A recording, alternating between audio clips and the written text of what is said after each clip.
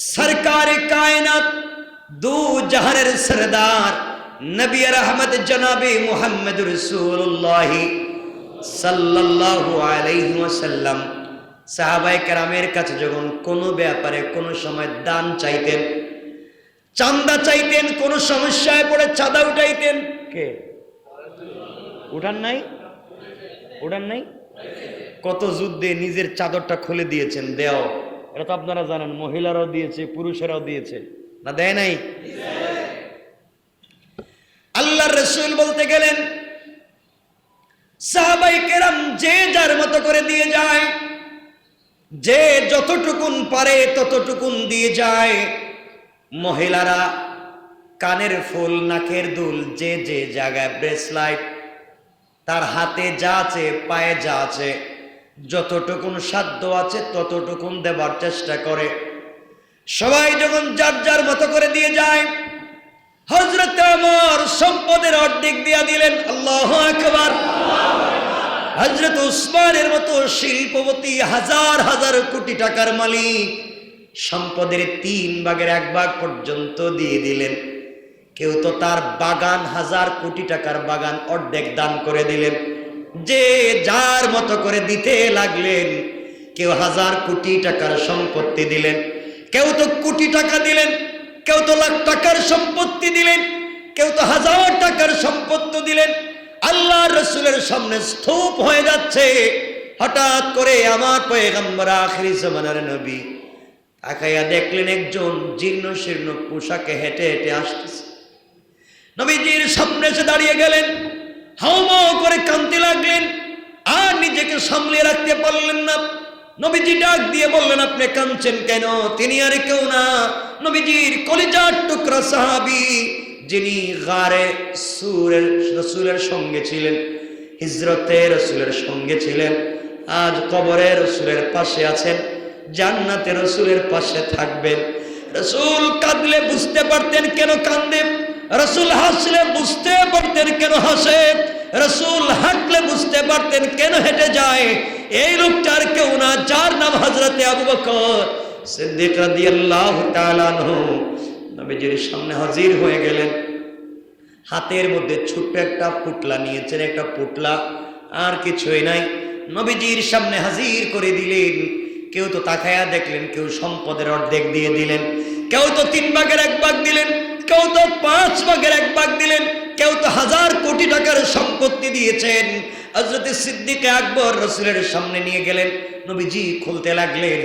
খুলে দেখলেন কয়েকটা কয়েন আছে, কয়েকটা কয়েন আছে, পানি খাওয়ার একটা পাত্র আছে, খাবার খাওয়ার একটা প্লেট আছে, ভাঙ্গা কয়েকটা জিনিসপত্র আছে, পুরাতন ছেঁড়া জুতার কাপড় আছে, আর কিছুই না।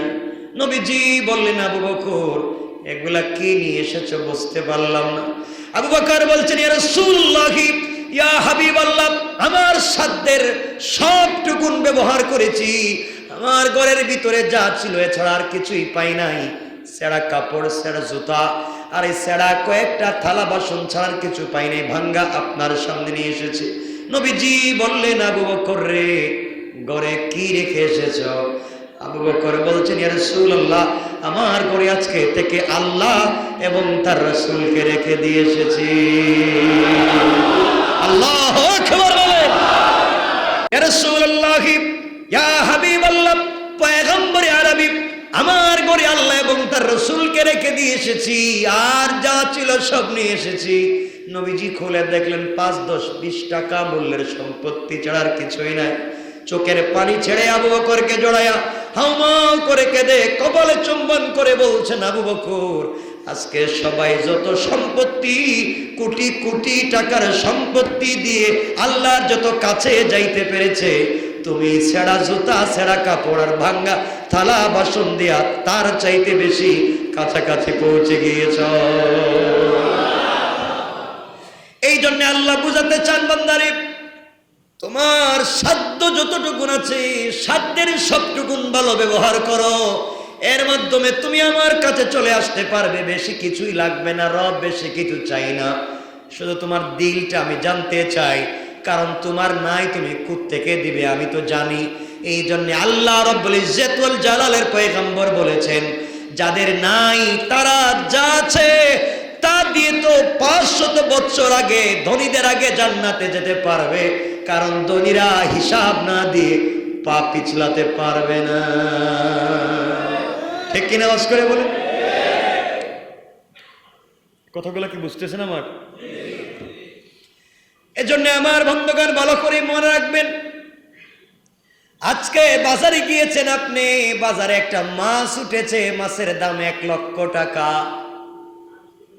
এই মাছটা আপনার এলাকায়, যে এলাকায় মাছ উঠছে এলাকায় একজন লোক কোটিপতি, ও বাজারে গিয়ে কিনতেছে পুঁটি মাছ। কি মাছ? কি মাছ কিনতেছে?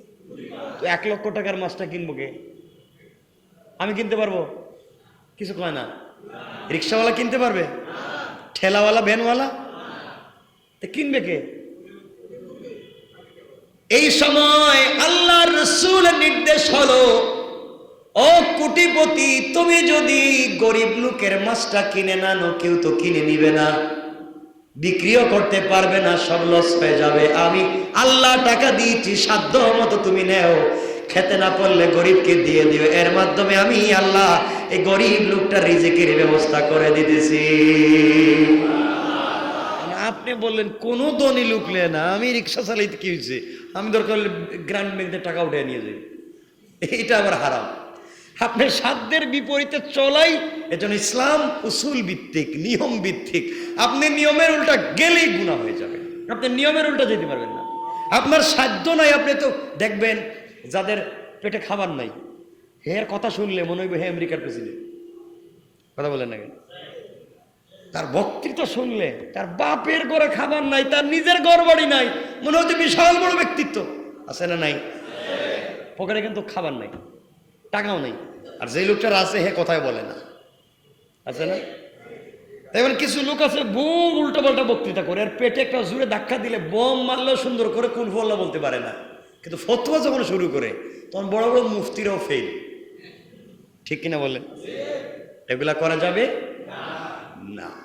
আপনার যেখানে যতটুকুন সাধ্য আছে আপনি ততটুকুন ব্যবহার করতে হবে। এজন্য আমার বন্ধুগণ মনে রাখবেন, আমার নবীজি বলেছেন, যাদের টাকা আছে, পয়সা আছে, তারা যদি কম দামি কাপড় পরে তাও গুনাহ। টাকা আছে কম দামি পরে কেন? বলে আমি তো খুব আল্লাহওয়ালা। বলে আল্লাহওয়ালা কি দামি কাপড় পিনলে কি আল্লাহওয়ালা নষ্ট হয়ে যায়? না, আমার বুঝাইতে বসকে। আপনি কোটি টাকার মালিক হন, আপনি 33 টাকা দিয়ে কাপড়ের গজ কিনে পিনতেছেন, রিক্সাওয়ালা কোনটা পড়বে? কথা বুঝেন নাই? আপনি আপনার স্ট্যাটাসকে মেনটেন করবেন, আপনি আপনার সোসাইটিকে মেনটেন করবেন, ইসলাম ভিত্তিক, ইসলাম বিবর্জিত নয়। ইসলাম যা মানে না তা আপনি করবেন না।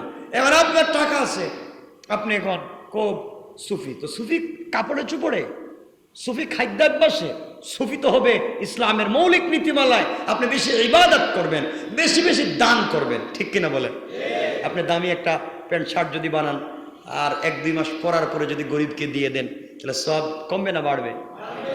তাহলে তো ভালো হইলো, আপনি দিয়ে দিবেন, গরিব লোককে দিবেন। আপনি পরলে বানাইছেনই 33 টাকা গজের কাপড় দিয়া প্যান্ট শার্ট একটা, তাও পরতেছেন 9 বছর। কয় বছর? এরপরে কয়টা গরিব দিতে গিয়েও তার মহা টেনশন, দিবে কি দিবে না। আছে না নাই? তাহলে লাভ হইল কি? তাইলে গরিবের প্রতি যে কল্যাণকামী, এটা তো হলো না। এজন্য আপনি আপনার জায়গা থেকে, আপনি যে ক্লাসের, সেই ক্লাস থেকে চিন্তা করা লাগবে ইনশাল্লাহ। বুঝাতে মনে পারি নাই, বুঝাতে পারি নাই। এটা হচ্ছে আপনার সামাজিক সোসাইটি বুঝাচ্ছি। এর অর্থ এটা নয় যে আপনি কোটিপতি, আপনার বসার জায়গা আলাদা, আরেকজন রিক্সাওয়ালা তার বসার জায়গা আলাদা না। আল্লাহ রাসূল দেখাচ্ছেন, আবু বকর তার টাকা নাই, হযরত বেলাল হাবশির টাকা নাই, হযরত ওসমান তোমার টাকা আছে, তুমি যে চেয়ারে বসবে, তুমি যে দস্তরখানে বসবে, আমার বেলালও সেখানে বসবে। বলেন সুবহানাল্লাহ। বেলাল হাবশি কেমন ছিলেন? কথা তো বলার জন্য বলছি না, এগুলো বলবো না, আমার বিষয় না। বেলাল হাবশিকে তার গোলাম যখন শাস্তি দিতে লাগলো, বেলাল হাবশিকে তার মালিক মনিব যখন শাস্তি দিতে লাগলো, মনিব বলছে, বেলাল তোকে এমন শাস্তি দিব, আরবের মানুষ তাকায়া থাকায়া দেখবে, পৃথিবী দেখবে আমি তোকে কেমন শাস্তি দেই। কে বলছে?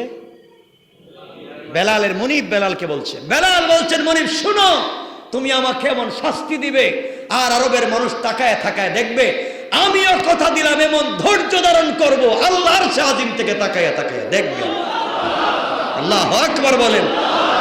তুমি আমাকে কষ্ট দিবে আর দুনিয়ার মানুষ তাকায় থাকায় দেখবে, আর আমি এমন ধৈর্য ধারণ করব, গোটা পৃথিবীতে আমার নামে রোল মডেল থাকবে যে ইসলামের জন্য তারা কেমন ধৈর্য ধারণ করতে পারে। আল্লাহ। বেলাল কি করেছেন? করেছেন। এটা হচ্ছে সাধ্যের সবটুকুন ব্যবহার। এই জন্য আমার মুসলমান বন্ধুগণ, কথাগুলা বুঝতেছেন নি? আমার কথাগুলা ভালো করে বুঝবেন। আল্লাহ বলছেন, ওয়ামা ইয়াফআলু মিন খায়রিন ফালান ইউকফারুহু ওয়াল্লাহু আলীমুম বিল মুত্তাকিন। আল্লাহ রাব্বুল ইজ্জত ওয়াল জালাল বললেন, তারা যে সব কাজ করবে, সৎ কাজ করবে, কোনো অবস্থাতেই সেগুলোর প্রতি অবজ্ঞা প্রদর্শন করা হবে না। আপনি কোটি টাকা দান করেছেন, আপনি কোটি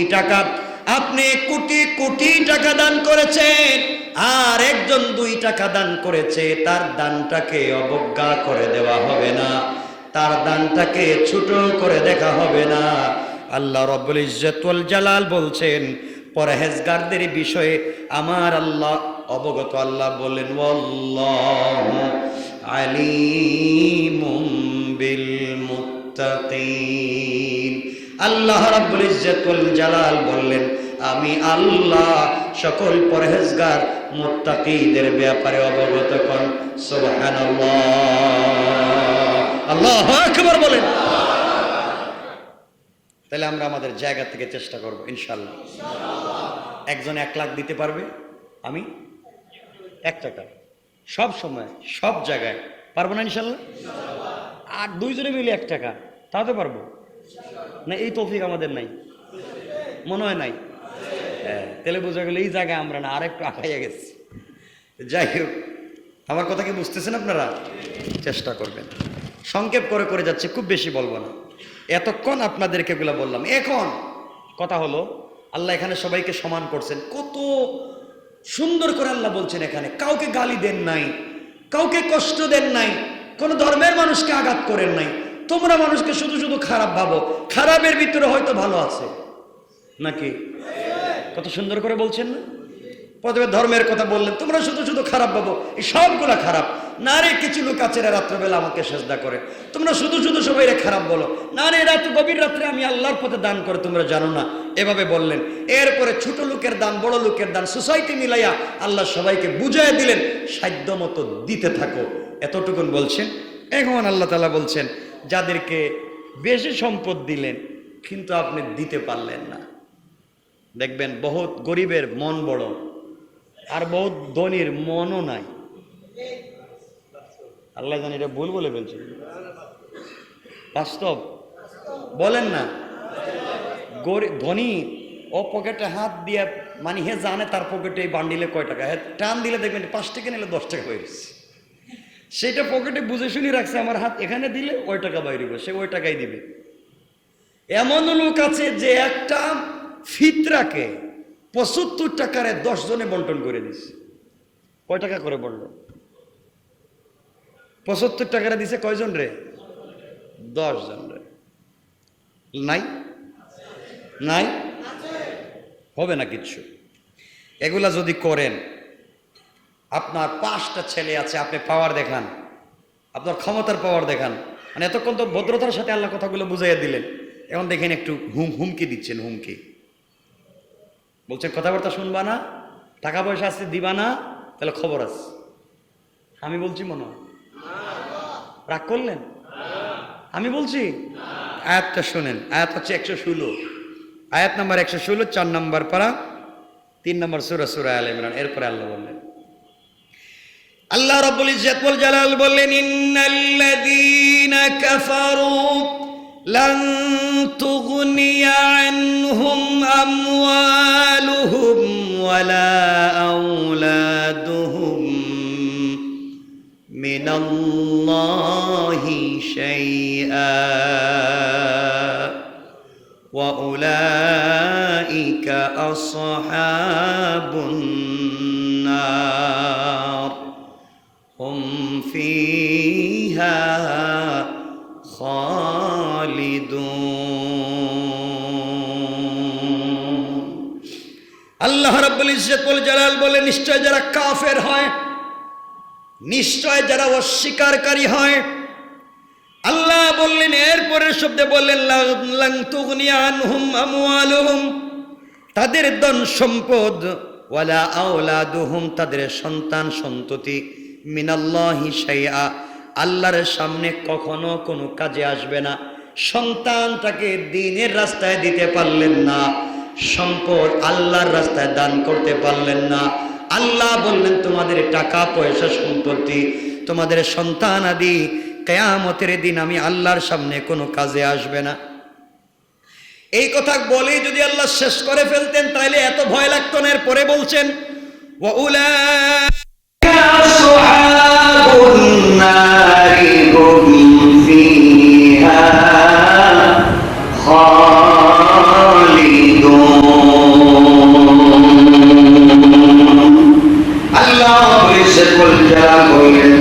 তারা তো ওই মানুষ, তারা হলো দুজকের অধিবাসী, সেখানে যারা চিরকাল থাকবে, কেউ তাদেরকে বাঁচাতে পারবে না।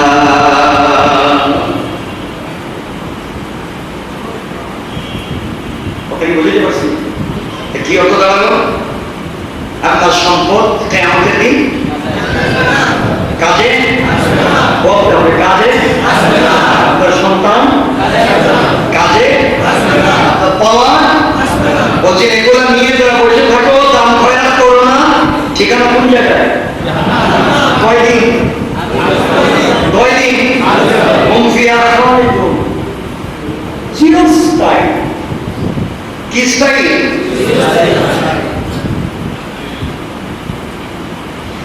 এই জন্য আমার মুসলমান বন্ধুগণ, আল্লাহ রাব্বুল ইজ্জত ওয়াল জালাল যা বলেন আমাদেরকে তা ফলো করে চলতে হবে।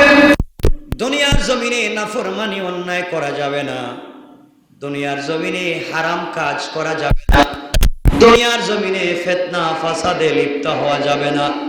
আল্লাহ যেই পথে বলেন আমাদেরকে সেই পথে চলা লাগবে। সাহাবায়ে কেরামের জিন্দেগি তো এমন জিন্দেগি ছিল, আল্লাহ রাব্বুল ইজ্জত ওয়াল জালালের পয়গম্বর তাদেরকে যেভাবে বলেছেন গোটা জিন্দেগি এভাবে কাটায়া দিয়েছেন।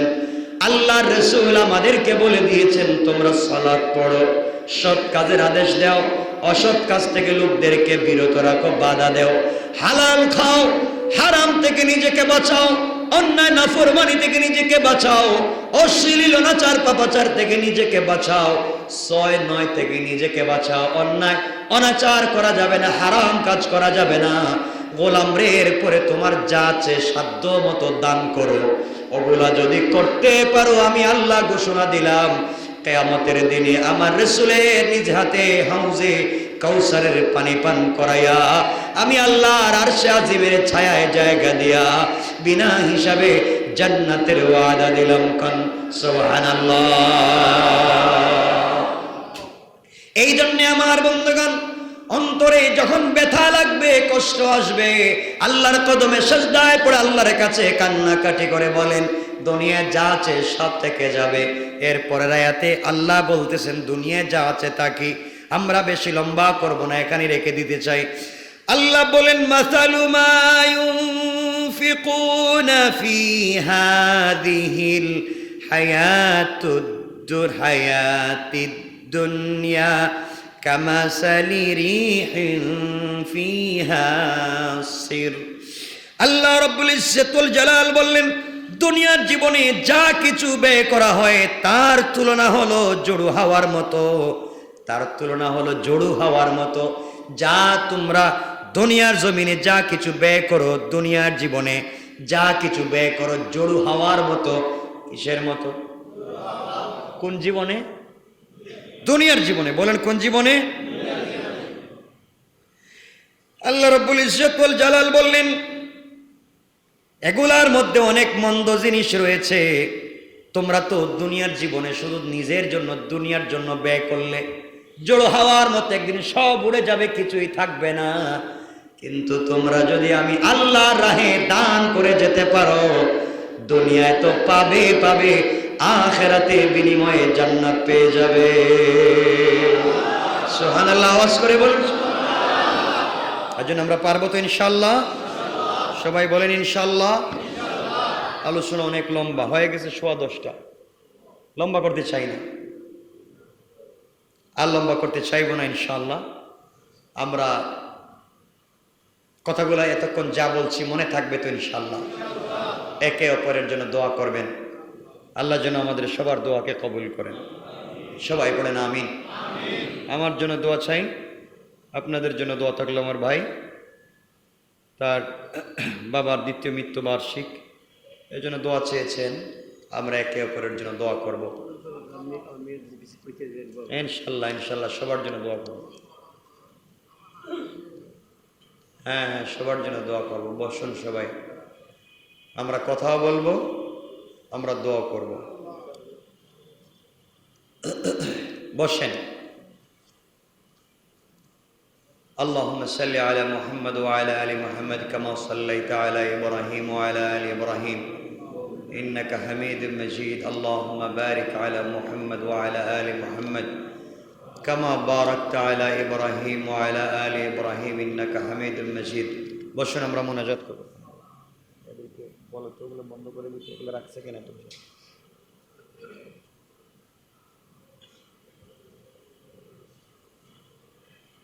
সব বন্ধ করে দিতে। কারো কোনো প্রশ্ন আছে?